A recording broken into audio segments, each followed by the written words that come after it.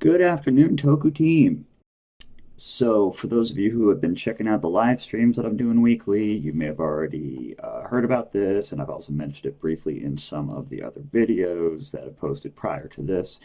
Had some drama happen here at home, and because of that, the schedule has been slightly edited. Originally, Power Rangers in Space was posting for April. That didn't change. And then April on the Patreon, May on YouTube. And May was going to be Kamen Rider Kuga. May on Patreon, June on YouTube.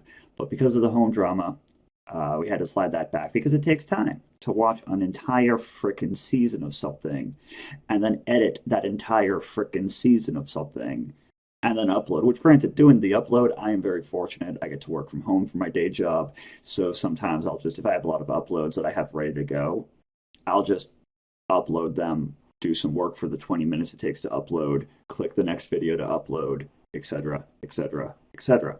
But because the schedule was goofed up by the home drama, we're buying ourselves a little bit of time, and as you probably saw from the thumbnail and from the title of this video, we're watching Godzilla this month.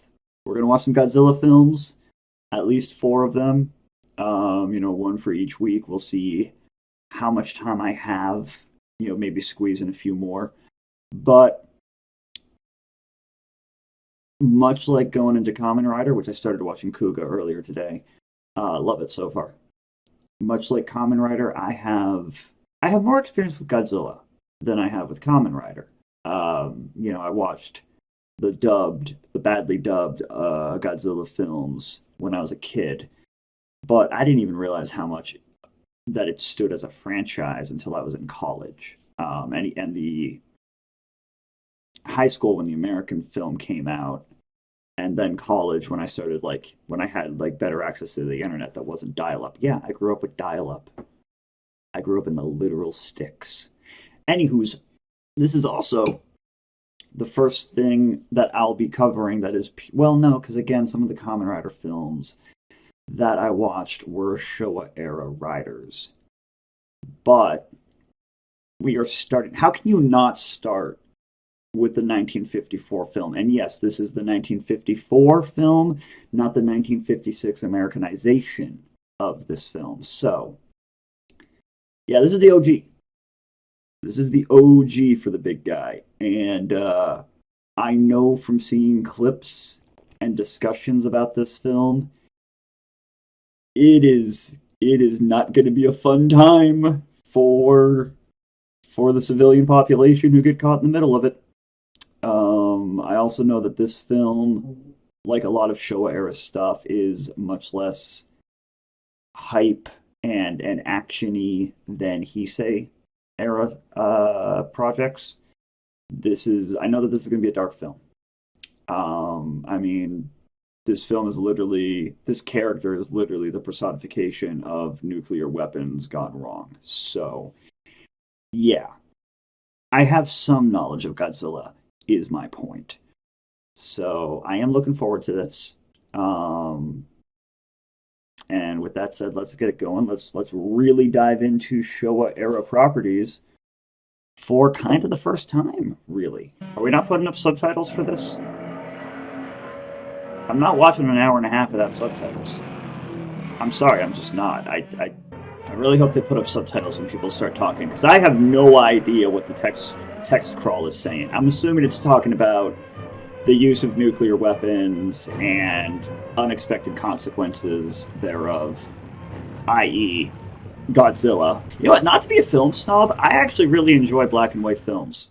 I do. They had to do a lot of extra work with the lighting and set to make things more visible. I mean, hell, the original Addams Family set, a lot of people know this, of course, the original Addams Family sitcom that was in black and white, the set was a shitload of pastel colors because they needed the furniture to be visible on the black and white. Oh, they're all dead and or blind. Oh, they're dead and or electrocuted. Morse code, more like corpse code! That was an inappropriate joke, but I stand by it. We do not have subtitles? Yeah. You know what? Fine. I'll watch an hour and a half without subtitles. I'm not gonna know what's happening, but we'll do it. Without subtitles, I'm gonna have a lot less to say because I can only barely comment on the plot now. But you know what? I am gonna pay my fucking respects. I will watch this. Yeah, I can figure out some of the context here. They're obviously talking about the ship that went down. And the sea is still fucking boiling, and you just lost another ship because of it.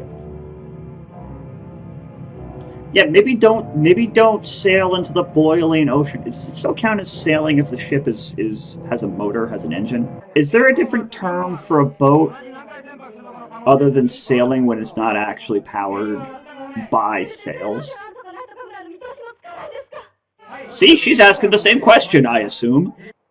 I mean, yeah, you'll survive the ship going down, but now you have kaiju cancer. You have kaiju-sir. No, that just sounds like a kitchen appliance, a giant kitchen appliance. A kaiju-sir! Sir, you have not seen this shit before. I assume he was saying he's seen this shit before, but I call bullshit on that shit. Yes, slap the shipwrecked man who just barely washed ashore. Oh my god, slapping worked.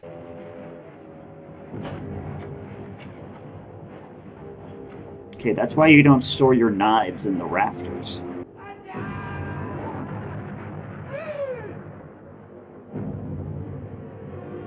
That is the face of a man who just saw God. Zilla. I feel like that had to be said at least once. I stand by that. I am, again, frankly amazed that there are survivors. I'm amazed there are buildings that are still standing, much less survivors. I guess classic Godzilla wasn't as big as he gets later on. That fucker gets big.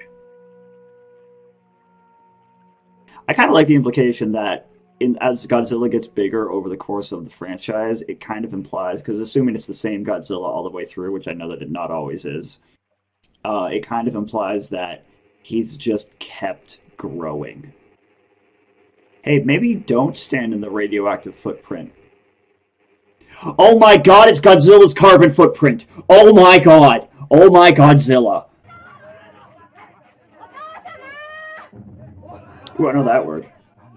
Hey, you know how English speakers will use daddy in a sexual context? Do you think Japanese speakers use otosama in the same context? Asking for me. And you know what? Honestly, really good prop. Really good suit.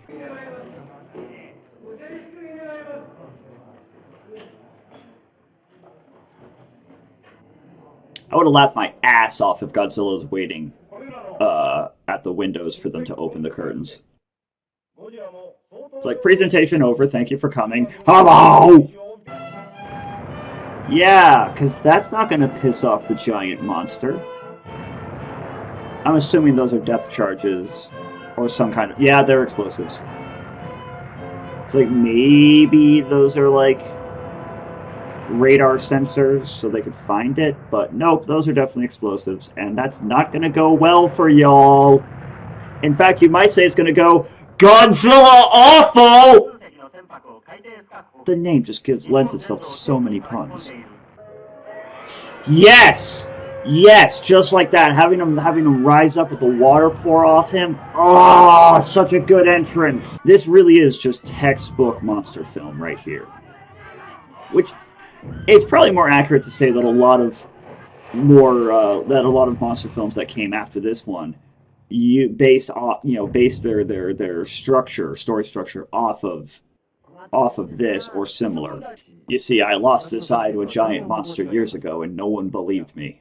Every time I see a window in this movie, I really just want Godzilla to lean his head in, like Optimus did in that one episode of Transformers Prime. Just lean his head in and just be like, "Hello." If you're keeping Godzilla in your basement, I'm going to laugh my ass off. And also ask how the fuck you're keeping Godzilla in your basement. Here we go. Here we go. Come on, big guy. Come on, don't let me down. Fellas, that is not going to do shit in a hurricane worth of damage to him.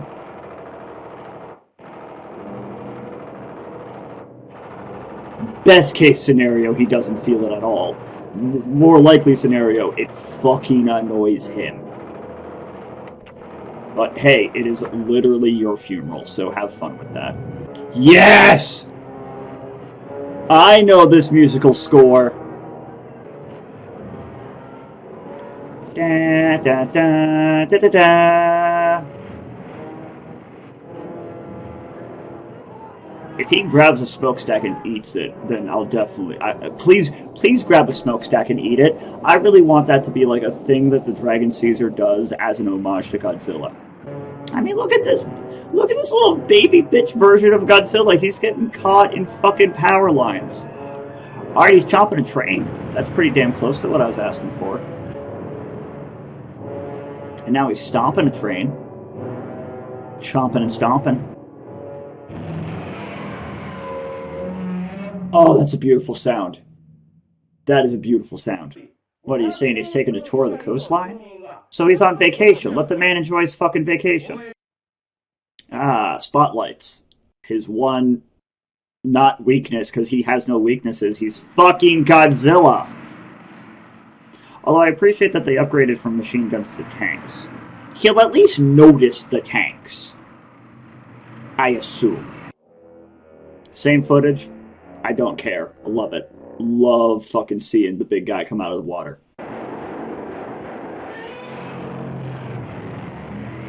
God, that sound is cool. I mean, that's such a uniquely Godzilla roar. I don't think they've ever used that roar for any other kaiju. Like, because that roar is Godzilla. It's not like the Wilhelm scream, when they can just drop it whenever somebody falls off of something. Nice. Nice. Atomic breath. Fuck yes. I wonder how they did that with the props. Did they just have, like, plastic props that they just put a heat lamp on to melt them? I wonder how they did that. Because they obviously, like, melted and bent. It's not like they were, like, see that? They just had, like, little demolition packs that they could detonate for the fire right there. But the scaffolding for the power lines, I have to assume those were, like, plastic or some kind of flexible material so they could heat it up from a distance, probably using whatever light they were shining on it to simulate Godzilla's atomic breath, and that would make it melt appropriately. Speaking of melting, yeah, they're all fucking dead. They got atomic breath. They're dead. They got Godzilla. The googly eyes. Oh, don't look at the camera. This is why you don't look at the camera. Don't break the fourth wall. Those fucking googly eyes. Again, guys, this ain't... I mean, he's at least noticing the tanks, like I said. But they ain't stopping them. And he's about to turn them into literal ovens. Like, one hit with atomic breath, everyone inside of them is literally cooked. That was gorgeous. Look at that. The fucking silhouetted against the flames in the background. That is fucking beautiful. God, I say it all the time when I'm watching Sentai. But the amount of work that goes into these tiny little sets just for them to get fucking destroyed. It is a goddamn art form. I just once in my life, I want to walk around a tokusatsu set. I won't even break anything. I won't even break anything unless they give me permission to step on something. I just want to walk around in it. It is it's artwork. It is literal artwork. It's 11 o'clock. Do you know where your children are? Keeping him in the background as he's destroying the city is another really good choice because it lets us see the scope of him without, one, having to always show the bottom of the costume, which presumably the costume is in two pieces to make it easier for the actor to move their legs. Although it might just be one giant suit, considering how slow he's moving right there. But yeah, it lets us see the scope of him without always having to show the whole suit, and it just also, in general, lets us show the scope of the damage because we're seeing the entire city as he's destroying it. Way to fucking call attention to yourselves, idiots. None of your cameras are digital. You ain't getting your photos uploaded to the cloud. If you die here, your camera dies with you. Well, he chomped something at least. And by something, I mean a few dozen people. You all realize that, first of all, your aim sucks. You're missing him constantly. More to the point, this ain't gonna hurt him. This ain't even gonna annoy him enough to drive him away. He's already leaving. Let the man leave. You want him to leave, let the man leave. Y'all realize that you didn't drive him off. He literally got bored and went home. Like me at literally any social gathering. So was he responsible for Godzilla? Is that why he's burning his research? I don't see how he would be responsible for Godzilla. Unless he was the one who conducted the test in the ocean, similar to the fish test in the fish tank. This is why I needed subtitles. I remember hearing about the oxygen destroyer. Isn't that the oxygen destroyer is basically like what's going to supposedly kill Godzilla? At least until the next movie. You could not pay me enough to do that. You could not pay me enough. I do not fuck with the ocean. I cannot stress that enough. I don't know if I technically have thalassophobia, but I do not fuck with deep fucking water. I don't care what kind of suit I'm wearing. I don't care what kind of fucking tow cables are attached to me. I would rather be naked in outer space than in a scuba suit, in a shark cage, in any depth of water. Guys, he's just trying to take a nap. Just let him take a nap. Yeah, let the guy with limited depth perception go into the depths. You know who invented underwater communication? Alexander Graham Diving Bell. Alright, so I guess we're definitely getting different Godzillas in later movies, considering that one just got skeletonized. Well, and that was the original Godzilla. Obviously, a little limited in commentary, considering how there were no subtitles that I was able to react to. I mean, the plot is still fairly clear, like when they were all debating in the meeting hall, you know, what to do about Godzilla was pretty clear. The only parts that really dragged were like at the end there in the guy's laboratory with the three of them talking without any context. You know, I was able to eventually piece together that it was somehow his fault that Godzilla got Godzilla'd. But, you know, without subtitles, I was really limited. The best part of the movie, even with subtitles, absolutely would have been the part when he's just the two parts when Godzilla was just destroying the town and then the whole city. I had forgotten that the film had so much after that, where they destroy him. I forgot that the first Godzilla gets destroyed. But yeah, no, good movie, and it's obvious why it started a whole fucking franchise. It's a solid film, even without being able to follow the plot directly. Hopefully, the next ones I try to watch will have subtitles. Hopefully.